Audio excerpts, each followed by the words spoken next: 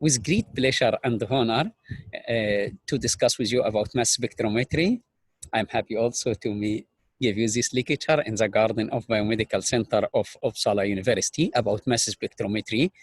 And if we say that it is an analytical tool which concerned with measuring mass to charge.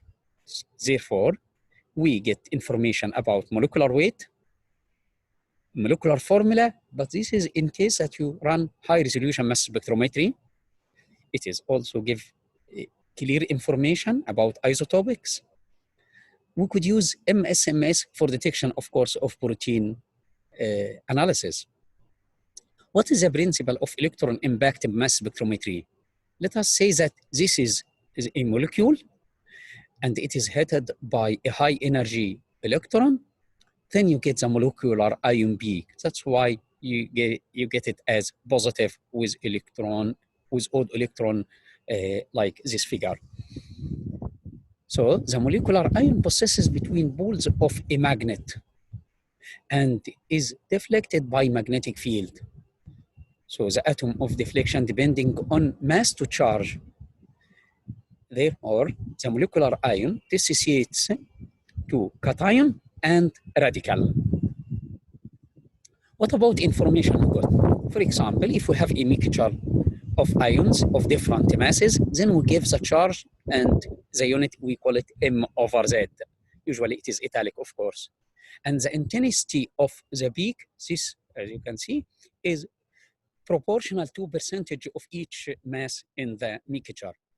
The basic component of the mass spectrometry is ionization source, mass analyzer, detection, then you get the data through the computer.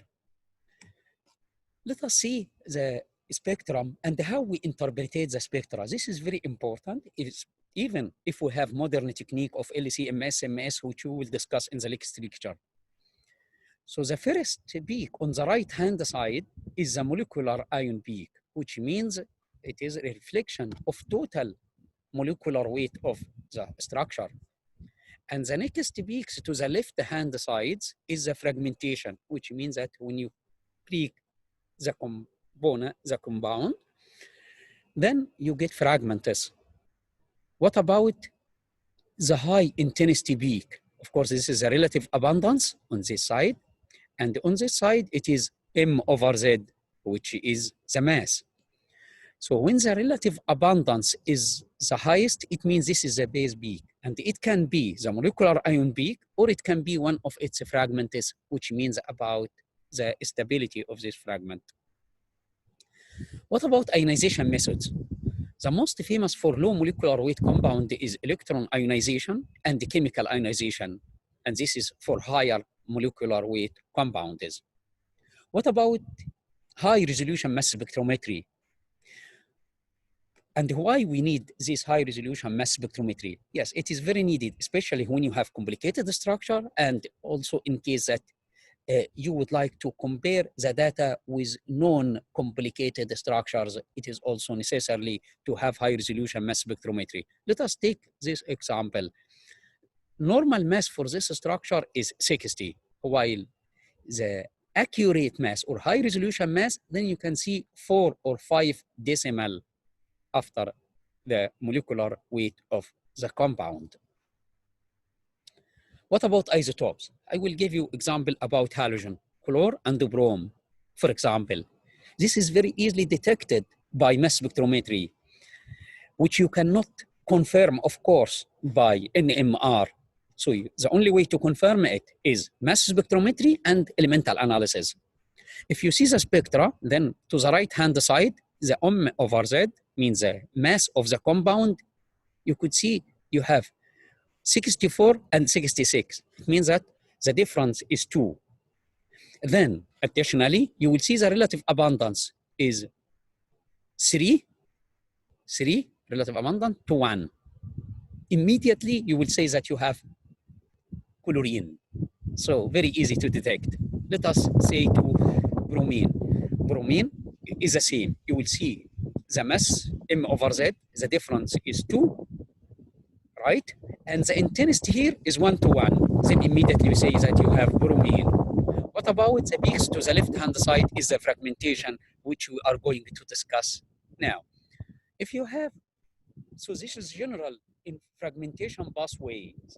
It means that some rules about fragmentation, as we will see in the next lecture about modern mass and GNPS for identification. However, we have these modern techniques which we could compare, but still is good to know about rules of fragmentation. Let us say to this structure, you have here carbonyl group. The carbonyl group, it means it is active center. So when it is fragmentation, it means it will be alpha cleavage, then you will get this structure, or alpha cleavage from this side. Then you will get the fragments. So you will get the molecular weight, which is 172, and then you will get the fragments in this way to the left-hand side. What about primary alcohol? It will be alpha cleavage also in the same way to get such a structure. Beta cleavage, you could see from this example that it will be beta. It means that alpha, beta. So the fragment will be here, then you get such fragmentation. Beta cleavage as well. Here, you could see that alpha, beta, then it is beta cleavage, then you get such a fragmentation. So cleave beta of heteroatom, this is capable of supporting a positive charge. Let us say about alkane fragmentation. So if you have normal alkane, like this molecular weight 72, then you will get this fragmentation. So 43 means that you have 3 carbons. 2 carbons means you have 29. 4 carbons, 57. Fragmentation of losing 15, it means that you lose methyl group. So this is normal when you see the mass spectrometry about observation in mass plus the neutral group. There is another very famous Ritru-Diels-Alder reaction. It means that the scientist who did this successfully, he got the name.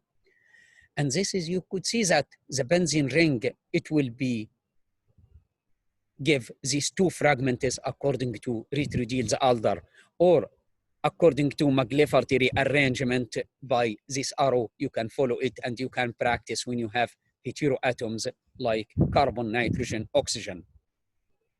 What about halogens? There are 2 very famous that you lose halogen atom, like in this case, it means that you lose halogen atom, or the second one, you lose HX, like HF, HCl, HBr. These are the most famous 2 rules. Let us practice on some problems in very easy way. If you see this structure, then now I can hear you. This axis means that you have M over Z, relative abundance, and the first peak means the molecular ion peak. It means the molecular weight of the structure, which is 58. And these are the fragmentation. And where is the base peak? It is 43, which is the relative abundance is the top. What about the structure? It means that you lose first 15.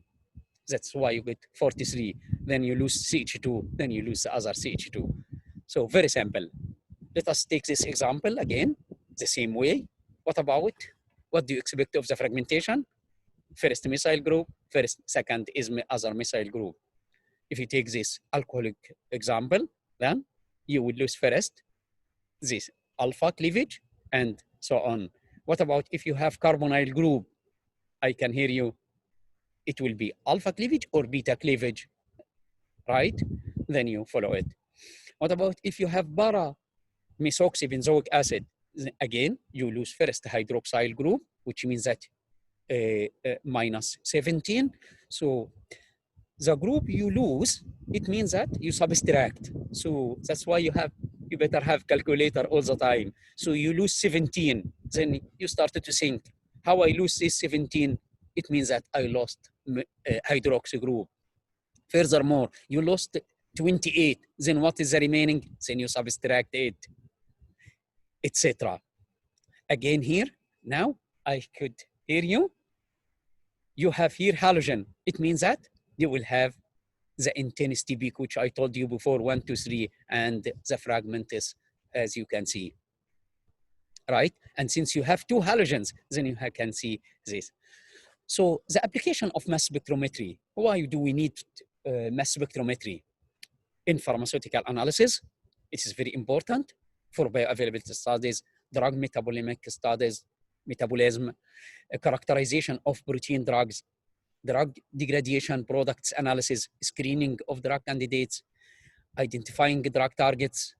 In biomolecule characterization, protein and peptides, it is the only way for identification the sequence of peptides.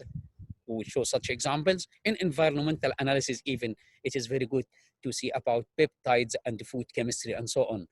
Therefore, mass spectrometry have a very wide application. With this, I will end this lecture with the reference which had been used, and I would like to sincerely thank all the teamwork who are working in a team. So, and thank you for your kind